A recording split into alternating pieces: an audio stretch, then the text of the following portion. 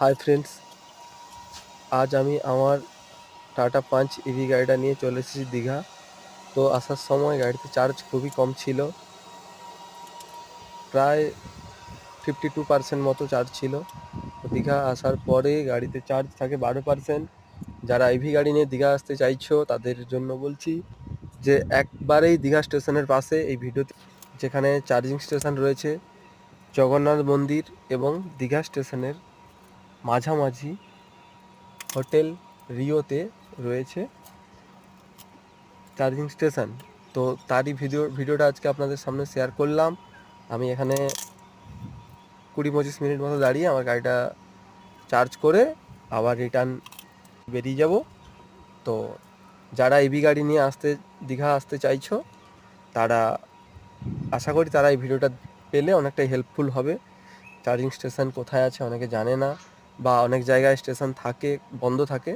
এখানে মোটামুটি দেখতেই পাচ্ছ, এই মেন রাস্তা থেকে সোজা হোটেলের মধ্যে মোটামুটি রয়েছে চার্জার। দুটো চার্জার রয়েছে, একটা 7.2 কিলোওয়াটের। সামনে দীঘা স্টেশনের পাশেই রয়েছে মোটামুটি।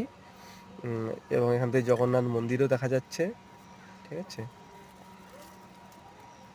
এই রয় হোটেলে আসলে এই আমার গাড়িটা চার্জ হচ্ছে, তো দুটো চার্জার রয়েছে, মোটামুটি আপনারা চার্জ করতে পারবেন।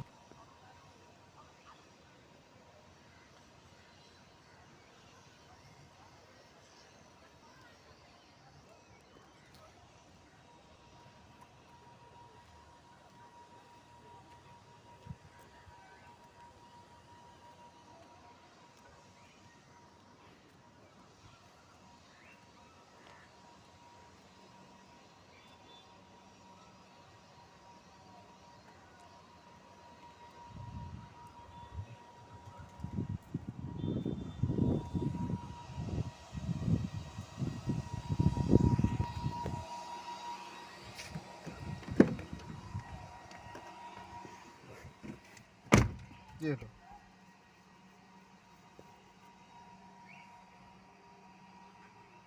ক্যামেরা কেন করতে হলো? হুম